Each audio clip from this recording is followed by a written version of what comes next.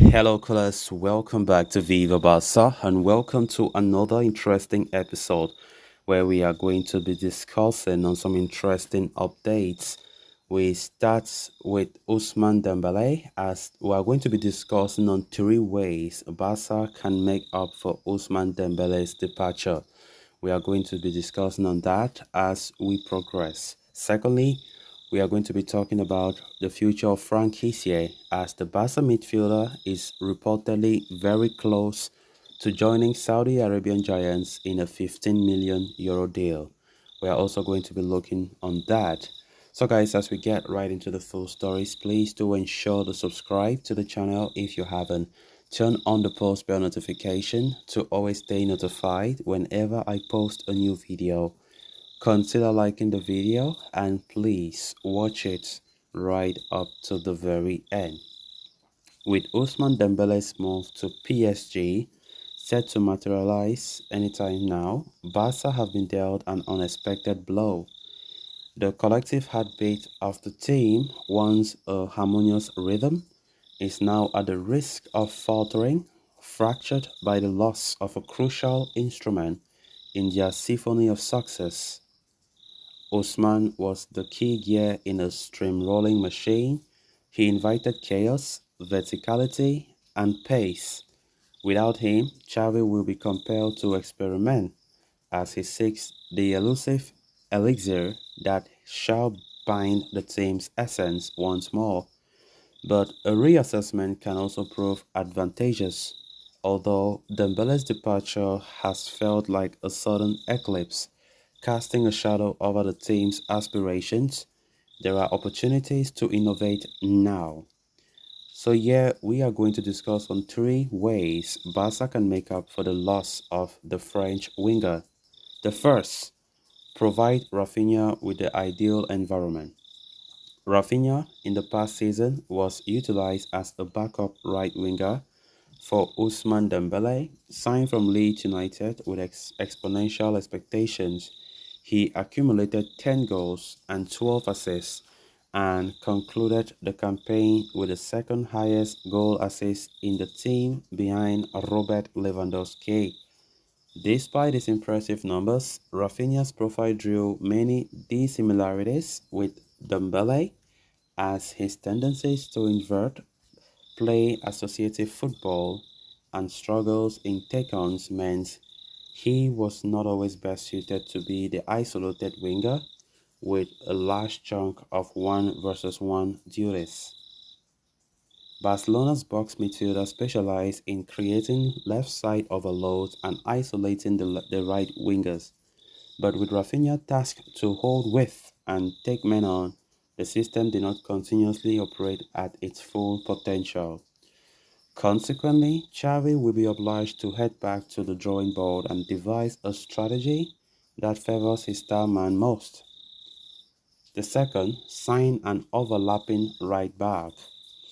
Every aspect of Rafinha's game indicates that he will flourish even further with the assistance of an overlapping right back.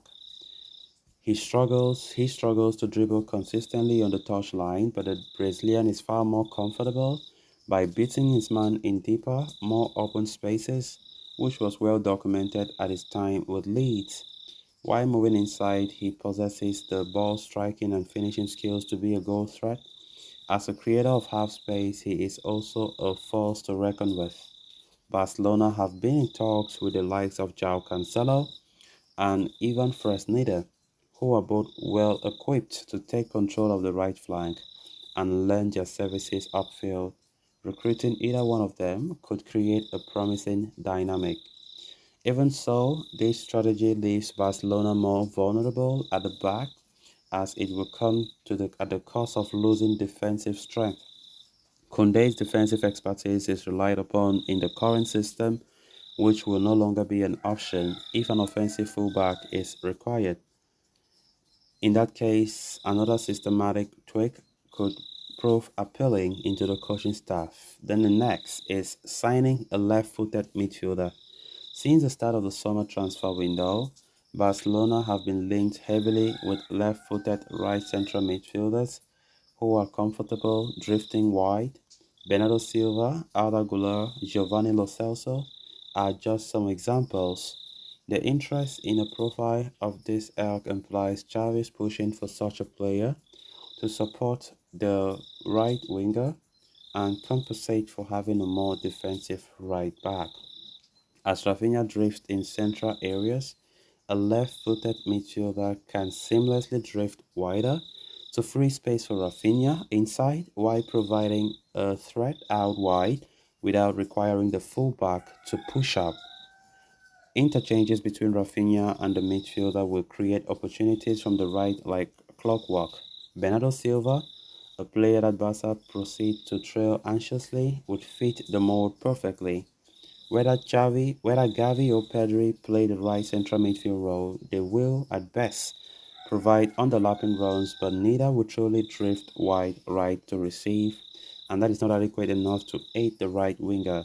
However, in the current economic climate, it appears considerably unfeasible to attain a world-class left-footed interior. So, moving on to the next story of discussion. In a huge development, Paul Barlos of The Athletic is reporting that Barcelona midfielder Franck Kessie is on the verge of completing a €15 million transfer to Ahly. The 26-year-old has been informed that it would be best for him to leave as minutes will not be forthcoming at Barca this season. Franck Kessie had been reluctant to leave as he wished to succeed at the club. However, of late, he has accepted his role, fate, and opened the doors for departure. Juventus and Tottenham Hotspur had been linked with a move heavily, but it is Al Ahly who was set to sign the Ivory Coast international. The Saudi Arabian giants had shown an interest in Franck Kessie last month as well, but the talks had broken down as the two parties could not come to an agreement. However, having rekindled their interest in him again, Al Ahly have moved quite swiftly, and of course, and they are on the verge of completing the transfer, reports The Athletic. The report states that the deal will be completed for a fee of €15 million, which is what Barca had been seeking for the midfielder after having decided to put him up for sale. Not so long ago, it was reported that Frank Kessie would prefer to continue in Europe rather than move to Saudi Arabia. However, sources earlier today suggested that the midfielder would be open to a move if he were offered a big payday, and that might very well be the case now as he closes in on a move to Al Ahly. OK Sports from Saudi Arabia is reporting that there is already an agreement between the player and the club, and that the Al Ahly will soon be sending a formal offer to Barcelona. So guys, with that we have come to an end of this episode. Thanks a lot for watching. Until next time, bye bye.